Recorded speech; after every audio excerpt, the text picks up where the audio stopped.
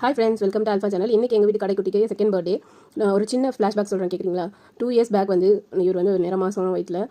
அப்போ morning 4 o'clock வந்து எந்த மூமெண்ட்டுமே இல்லை, பேபி மூமெண்ட்டே இல்லாத மாதிரி இருந்தது. நானும் சுடு தண்ணி குடிக்கிறேன், நடக்கிறேன். மற்ற நேரம் வந்து உள்ள கும்ஃபு கராத்தே எல்லாம் பண்ணுற ஆள் வந்து இப்போ சைலண்ட்டாக இருக்காங்களே, என்னடா எனக்கு ஒரே டவுட்டு. ஸோ நாங்கள் வந்து அன்றைக்கி சண்டேன்றதுனால ஹாஸ்பிட்டல் போயாச்சு. போனால் வந்து டைலேட் ஆகிருக்கு, 4th பேபின்றதுனால எப்போ வேணால் வலி வரும், உடனே டெலிவரி ஆகிடும், அதனால் ரொம்ப ஸ்ட்ரெயின் பண்ணாதீங்க, முக்காதீங்க அப்படின்னு சொல்லி அட்மிட் பண்ணிட்டாங்க. பெயின் இன்டியூஸ் பண்ணுற இன்ஜெக்ஷன்லாம் ஸ்டார்ட் பண்ணிட்டாங்க. ஆனால் நேரம் ஆக எனக்கு பெயின் வரவே இல்லை. இன்ஜெக்ஷன் போட்டு இன்டியூஸ் பண்ணாங்க, பட் அப்போ கூட பெயின் வரவே இல்லை. எனக்கு அப்புறம் வந்தவங்கலாம் டக்குன்னு டெலிவரி ஆகிட்டு இருக்கு.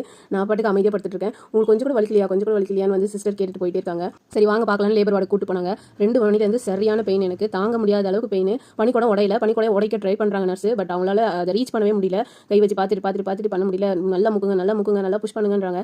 எவ்வளோதான் முக்குறதுன்னு தெரியல. 4 மணி வரைக்கும் இதே கண்டினியூ ஆகிட்டே. கடந்த 3 டெலிவரியுமே வந்து ரொம்ப எவ்வளோ பெயின் வந்தாலும் அசால்ட்டாக தாங்கணும். என்னாலே வந்து சுத்தமாக தாங்க முடியல. நானே வாயை திறந்து எனக்கு ஆப்ரேஷன் பண்ணிருங்க அப்படின்ட்டு கேட்குற நிலைமைக்கு நான் வந்துட்டேன். அந்த அளவுக்கு ரொம்ப சிவியரான பெயின்.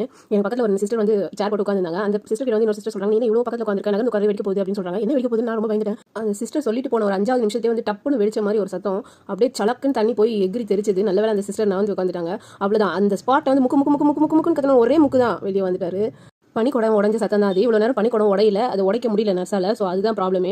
கரெக்டாக 4:26 டெலிவரி ஆச்சு. பொண்ணா பையனா அப்படின்னு சொல்லவே இல்லை. அதுக்கப்புறம் கொண்டு போய் பாப்பாவெல்லாம் வைப் பண்ணி முடிச்சுட்டு அப்புறம் வந்து உங்களுக்கு பாய் பேபி பிறந்திருக்கு அப்படின்னு சொன்னாங்க. ஃபேஸ் கிட்ட வச்சு கிஸ் பண்ண வச்சாங்க. இந்த நாட்டம படத்தில் மீனாக்கு டெலிவரி ஆகும்போது பனிக்கூடம் உடஞ்சி குஷ்புவோட குங்குமம் அழியும்ல, அந்த மாதிரி இருந்தது.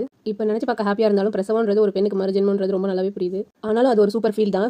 குட்டி தம்பியோட ஃபேஸை பார்த்தோன்னே பட்ட வலியெல்லாம் பறந்து போயிடுச்சு. ஸோ வந்து இப்போ யாரெல்லாம் கன்சீவாக இருக்காங்களோ அவங்க எல்லாருக்குமே வந்து நல்லபடியாக குழந்தை பிறக்கணும்னு நான் கடவுளை வேண்டிக்கிறேன். யாரெல்லாம் இந்த ஃபீல் அனுபவிக்கிறதுக்கு வெயிட் பண்ணிட்டு இருக்காங்களோ அவங்க எல்லாருக்குமே கூடிய சீக்கிரம் குட் நியூஸ் வரணும்னு அப்ளை பண்ணிக்கிறேன். நீங்களும் என் பையனுக்கு உங்களுடைய வாழ்த்துக்களை சொல்லுங்க. இந்த 2 நிமிஷம் ஒதுக்கி என்னோட ஃப்ளாஷ்பேக் கேட்டதுக்கு ரொம்பவே தேங்க்ஸ். பர்த்டே vlog நான் ஷேர் பண்ணுறேன். சேனலை சப்ஸ்கிரைப் பண்ணி வச்சுக்கோங்க. பாய்.